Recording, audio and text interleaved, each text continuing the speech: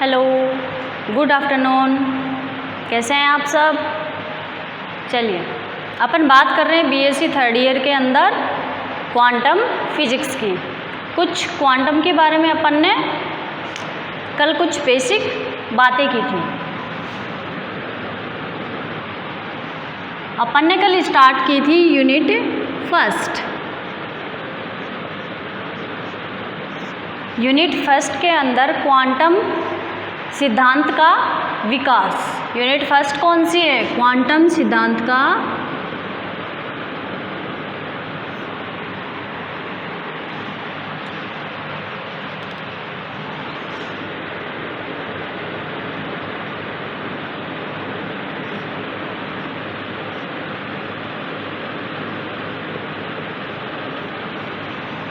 ठीक है। इसके अंदर अपन बात करते हैं सबसे पहले कर्षणिका ऊर्जा वितरण वक्र। किसकी बात करते हैं? कर्षणिका ऊर्जा वितरण वक्र।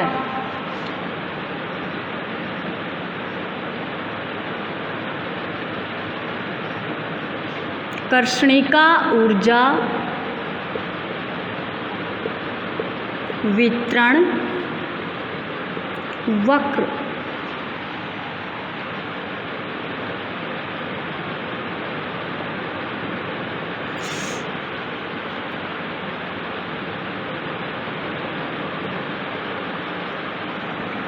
चलिए जी, बात करते हैं सबसे पहले कि कर्षणिका क्या होती है। किसकी बात करते हैं? कर्षणिका क्या होती है?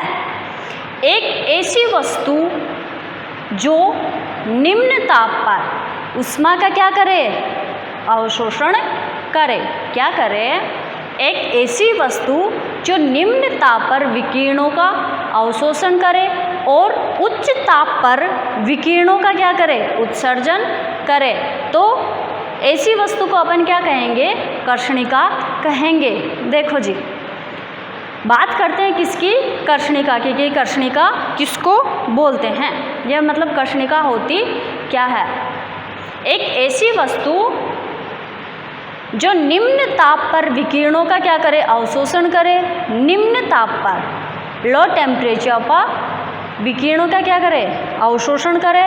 और उच्च ताप पर यानी कि हाई टेम्परेचर पर विकिरणों का क्या करे? उत्सर्जन करे। तो ऐसी वस्तु को अपन क्या कहेंगे? कर्षणिका कहेंगे। जैसे कि सूर्य है, एग्जाम्पल के तौर पे लेते हैं कि सूर्य है। सूर्य उच्च ताप पर क्या करता है? विकिरणों का क्या करता है? उत्सर्जन करता है। और वो विकिरण कहाँ पे आती है? अपने पृथ्वी पे आती है। तो सूर्य क्या है? एक तरीके से देखा जाए तो सूर्य क्या है? कर्षणिका है। ये माना जाता है या फिर ये बोला जाता है कि कर्षणिका काली ही होती है। तो ये पॉसिबल नहीं है या फिर ये कोई बात नहीं है कि कर्षणिका काली ही होती है।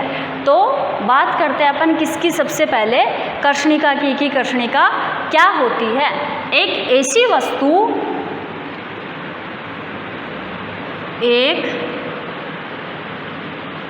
वस्तु जो निम्न ताप पर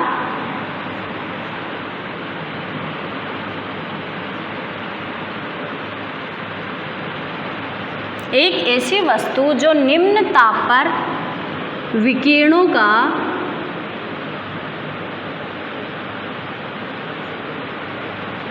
अवशोषण करे। क्या करे? अवशोषण करे। और उच्च ताप पर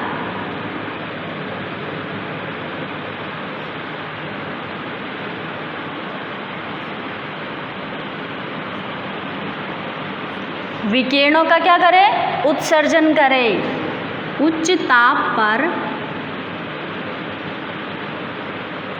विकिरणों का उत्सर्जन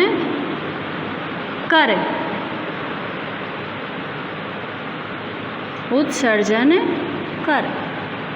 तो ऐसी वस्तु क्या कहलाती है? तो ऐसी वस्तु कर्षणिका होती है या फिर कहलाती है। कर्षणिका होती है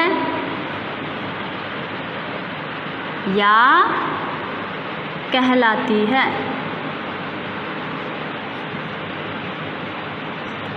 जी क्या बोला मैंने, एक ऐसी वस्तु जो निम्न ताप पर तो क्या करे, विकिरणों का क्या करे, अवशोषण करे, और उच्च ताप पर क्या करे, विकिरणों का उत्सर्जन करे, तो उसको अपन क्या बोलते हैं, कर्षणिका कहते हैं। एग्जाम्पल के तौर पे आप लिख देना कि सूर्य उच्च ताप के ऊपर क्या करता है, विकिरणों का उत्सर्जन करता है, तो सूर्य क्या माना जाएगा, कर्षणिका माना जाता है।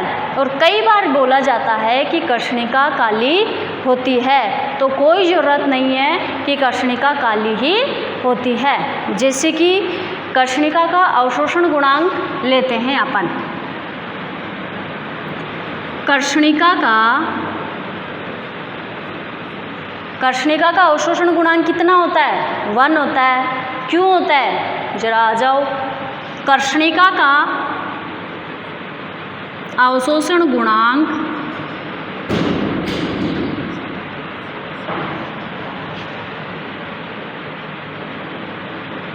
गुणांक को किससे रिप्रेजेंट करेंगे, ए से। कितना होता है, 1। कर्षणिका का अवशोषण गुणांक 1 है। तो यानी कि आपतित माना आपतित ऊष्मा Q और अवशोषित ऊष्मा QA है। माना ये मान क्यों रहे हैं, अपने को प्रूव क्या करना है कि कर्षणिका का अवशोषण गुणांक कितना होता है, 1 होता है। इसके लिए अपन क्या करेंगे, माना आपतित ऊष्मा Q है, क्या है, आपतित ऊष्मा Q है, और अवशोषित ऊष्मा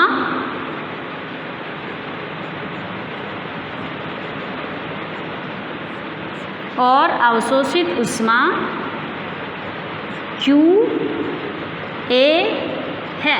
निकालना क्या है अपने को, बात किसकी कर रहे हैं, अवशोषण गुणांक की।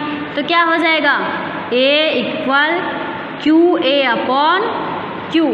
प्रूव क्या करना है कि ये जो A है ये 1 होता है। प्रूव कैसे करेंगे, ऊष्मा कितनी ली, 2, एक आपतित ऊष्मा और एक अवशोषित ऊष्मा। आपतित ऊष्मा कितनी है, Q, अवशोषित ऊष्मा कितनी है, QA है। तो जितनी ऊष्मा आपतित हुई उतनी ही ऊष्मा अवशोषित भी हुई है। यानी कि जितनी ऊष्मा यहाँ पे अपन ने आपतित की है उतनी ही ऊष्मा अवशोषित भी हुई है। दोनों काम क्या चल रहे हैं, इक्वल चल रहे हैं। तो अपन ये लिख सकते हैं क्या कि यहाँ पे अपन ने आपतित ऊष्मा Q लिखा है, तो अवशोषित ऊष्मा को भी अपन क्या लिख सकते हैं, Q लिख सकते हैं क्या, Q। क्योंकि आपतित ऊष्मा और अवशोषित ऊष्मा अगर आपतित हुई है तो वो अवशोषित भी होगी, और वो दोनों क्या लेंगे, एक ही टाइम लेंगी। तो यहाँ पे अपन अवशोषित ऊष्मा को ऐसे लिख सकते हैं क्या, चूँकि Q यहाँ पे क्या है, कर्षणिका। अरे भाई कर्षणिका के ऊपर ही तो अपन ने ऊष्मा आपतित की है। बात किसकी कर रहे हैं, कर्षणिका की कर रहे हैं, इसलिए मैंने यहाँ पे कर्षणिका लिख दिया। ये सारी प्रोसेस हो किसके ऊपर रही है, कर्षणिका के ऊपर ही तो हो रही है, तो कर्षणिका ही लिखेंगे। अगर QA = मैं यहाँ पे लिख दूँ AQ, तो Q/Q, तो A कितना आ गया अपना, 1 आ गया। यानी कि कहने की मतलब क्या है कि जितनी ऊष्मा अपन ने यहाँ पे आपतित की उतनी ही ऊष्मा अपनी क्या हुई है, अवशोषित हुई है। तो यही अपना क्या है, कर्षणिका का कुछ छोटा सा प्रोसेस है। चलिए जी, अब अपन बात करते हैं, कोई दीपक लेते हैं। एक अपन क्या लेते हैं, दीपक। क्यों लेंगे दीपक, यही प्रूव करने के लिए कि कर्षणिका कोई ज़रूरत नहीं होती है कि कर्षणिका काली ही होती है। तो देखिए, एक अपन लेते हैं दीपक। घर में दीपक जलाते हैं ना, लो वाला, एक दीपक लेते हैं और एक अपन प्लेटिनम काजल लेते हैं, यानी कि 2 काजल लेते हैं अपन, एक दीपक का काजल लेते हैं और एक प्लेटिनम का काजल लेते हैं। तो दीपक का काजल है, दीपक जब जलता है उसकी लो जलती है ऊपर, तो उसके साइड में कुछ कृष्ण का कुछ काला काला वो काजल लगता है। और प्लेटिनम क्या होता है, प्लेटिनम काजल कुछ घिस के बनाया जाता है उसको, तो वो एक पाउडर होता है।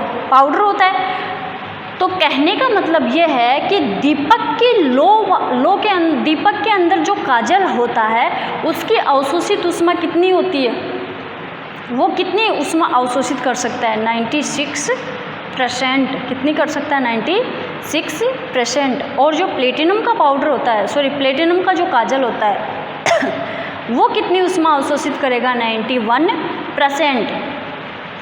ठीक है। जैसे कि अपन ने कोई क्या लिया, एग्जाम्पल लिया दीपक का काजल और एक लिया आपने प्लेटिनम काजल। ठीक है जी। तो दीपक के काजल की अवशोषित ऊष्मा कितनी है, किसकी, दीपक के काजल की अवशोषित ऊष्मा, इसकी अवशोषित करने की कैपेसिटी कितनी है, 96%। किसकी, दीपक के काजल की। तो प्लेटिनम के काजल की कितनी होगी, अवशोषित ऊष्मा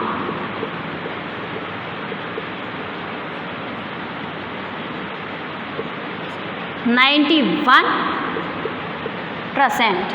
ठीक है। ये सब बात अपन ने की क्यों, यही प्रूव करने के लिए कि जो ये बोलते हैं कि कृष्णिका काली होती है, तो ये कोई ज़रूरत नहीं होती है कि कृष्णिका काली होती है। अपन 100% प्रूव नहीं कर सकते हैं कि कृष्णिका काली होती है। एग्जाम्पल अपन ने ले लिया, एक तो दीपक का काजल लिया और एक प्लेटिनम का काजल लिया है। इन दोनों की भी ऊष्मा अवशोषित करने की परसेंटेज कितनी है, 96 और 91। तो अपन कह सकते हैं कि अभी तक ऐसा नहीं है कि संपूर्ण कृष्णिका बन गई है। ठीक है। अभी भी अपन ऐसा बोल सकते हैं कि ऐसा पॉसिबल नहीं है कि कृष्णिका बन गई, संपूर्ण कृष्णिका बन गई।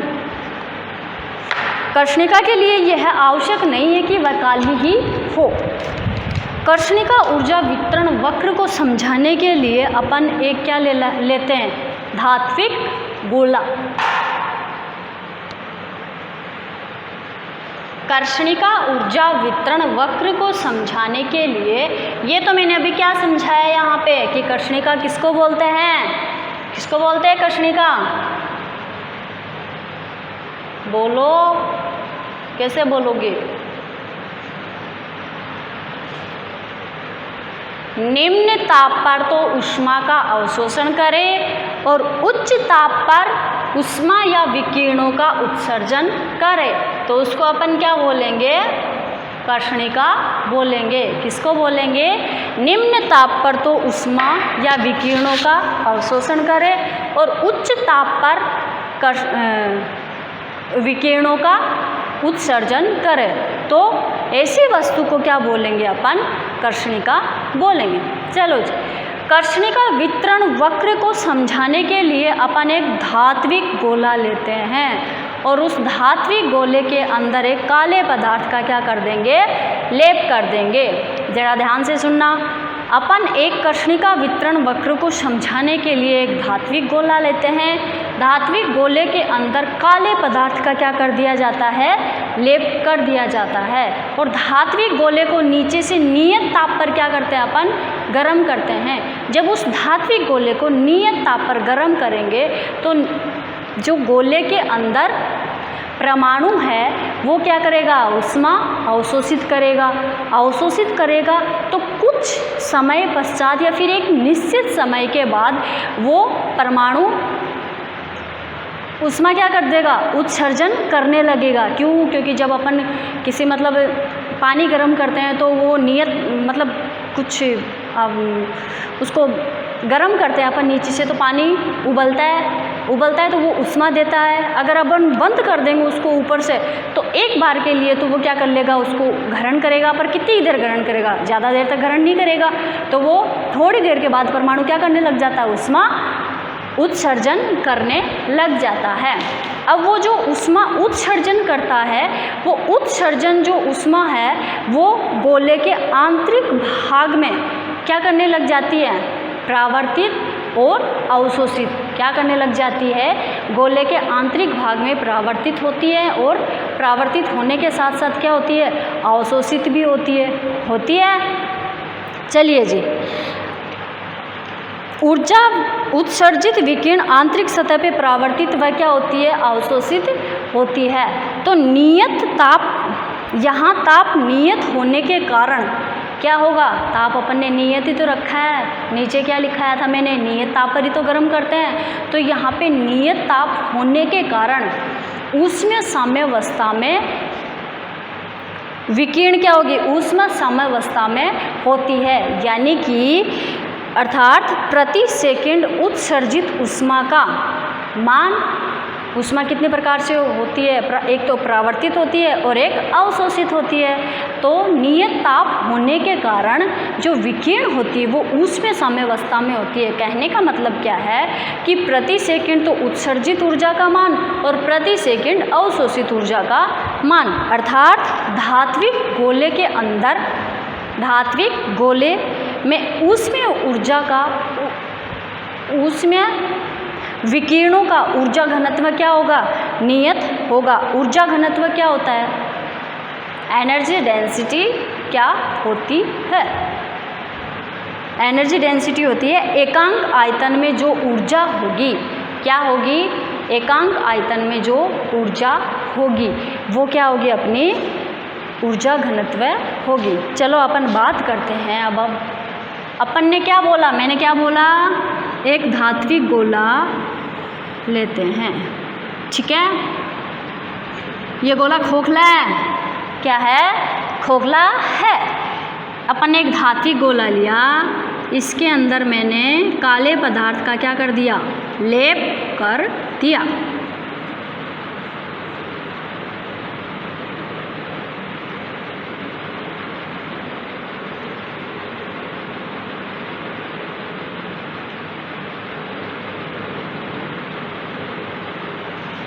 करो जी काले पदार्थ का लेप इसके।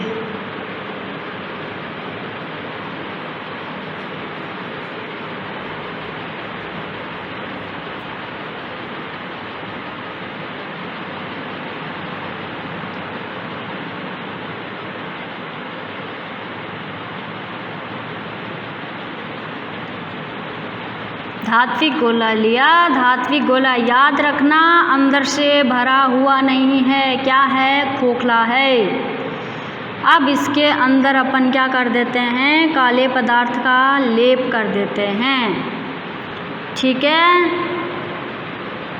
काले पदार्थ का लेप कर देते हैं। हेलो जी, कर दिया, कुछ तो हुआ ही है। काले पदार्थ का क्या कर दिया, लेप। ये क्या है अपना धात्विक गोला, क्या है, धात्विक गोला। और ये क्या है, काले पदार्थ का लेप, काले पदार्थ का लेप।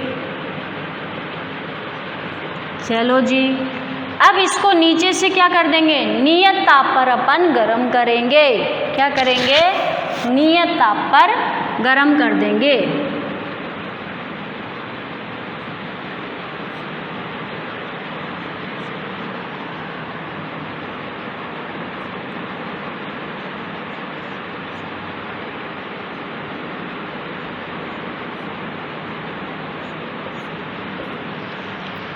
ठीक है, अब नियत ताप पर अपन इसको गर्म करेंगे तो इसके अंदर जो परमाणु होंगे वो क्या होंगे, ऊष्मा अवशोषित करेंगे। क्या करेंगे? ऊष्मा अवशोषित करेंगे। एक निश्चित समय के बाद परमाणु ऊष्मा का क्या करने लग जाते हैं? उत्सर्जन करने लग जाते हैं। अब इसके आंतरिक भाग की तो बात कर रहे हैं, अब इसके सब कुछ आंतरिक भाग में ही हो रहा है। तो उत्सर्जन होगी, जो उत्सर्जन होने वाली विकिरणें हैं वो एक बार तो परावर्तित और एक बार क्या हो जाएगी? अवशोषित हो जाएगी, अवशोषित हो जाएगी। ठीक है, अब अपन चलो इसको लिखते हैं एक बार।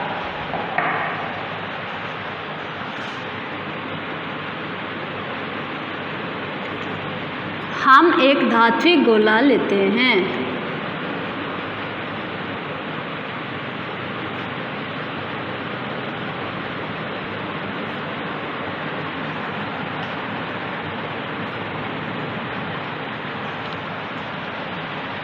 और इसके अंदर क्या कर देते हैं?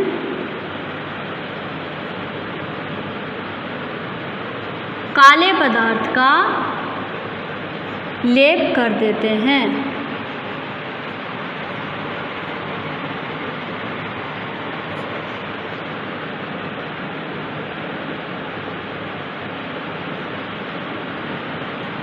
चलिए जी, आज एक बार इसको समझ ही लो अपन, छोड़ो। क्या किया? एक धात्विक गोला लिया, इसके अंदर काले पदार्थ का लेप किया, नियत ताप पर अपन ने इसको गर्म किया। नियत ताप पर गर्म करेंगे तो इसके अंदर जो परमाणु है वो ऊष्मा अवशोषित करेंगे। अवशोषित करने के पश्चात एक निश्चित समय के बाद वो परमाणु जो है ऊष्मा का क्या करने लग जाते हैं? उत्सर्जन करने लग जाते हैं। उत्सर्जित जो विकिरणें होती हैं वो क्या करने लग जाती हैं? इसके आंतरिक भाग में अवशोषित होती हैं और परावर्तित होती हैं। कौन सी ऊष्मा? जो उत्सर्जित जो विकिरणें हुई हैं वो क्या करेंगी? एक बार तो क्या करेंगी? इसके अंदर अवशोषित होगी और एक बार क्या होगी? क्या होगी? एक बार उत्सर्जित होगी। तो मान लो ये कोई विकिरण है, यहाँ पे टकरा के इस साइड चली गई, इस साइड से टकराने के बाद इस साइड आ गई, इस साइड आने के बाद इस साइड चली गई। ठीक है, तो ये प्रोसेस कहाँ हो रही है? इस गोले के आंतरिक भाग के अंदर हो रही है। तो ये कण यहाँ, ये विकिरण यहाँ टकरा के साइड जाएगी, यहाँ से परावर्तित होगी, फिर यहाँ से इस साइड परावर्तित होगी, यहाँ से इस साइड परावर्तित होगी और यहाँ से क्या हो जाएगी? इस साइड परावर्तित हो जाएगी। ठीक है, तो एक समय के बाद अगर इस गोले को अपन यहाँ से तोड़ दें, क्या कर दें? इस गोले को अपन यहाँ से खोल दें या तोड़ दें तो ये विकिरण कहाँ चली जाएगी? बाहर चली जाएगी। अब अगर ये बाहर चली गई तो कौन सी विकिरण हो गई? श्वेत विकिरण हो गई। कौन सी विकिरण हुई अपनी? श्वेत विकिरण। श्वेत विकिरण क्यों हुई? क्योंकि इसके अंदर तो दो ही तो विकिरण हो रही थी, एक बार तो अवशोषित हो रही थी और एक बार क्या हो रही थी? उत्सर्जित हो रही थी। अब अगर ये बाहर निकलेगी तो इसके अंदर कौन सी भी विकिरण श्वेत यानी कि कौन सा भी कलर हो सकता है। अब इसकी तरंग दैर्ध्य अपने क्या होती है? लैम्डा की वैल्यू 0 से लेके इन्फिनिटी के बीच कुछ भी हो सकती है। ये अपना क्या होता है? कर्षणिका ऊर्जा वितरण की बात अपन ने की। डीपली से अपन क्या करेंगे? कल इसकी बात करेंगे। धन्यवाद।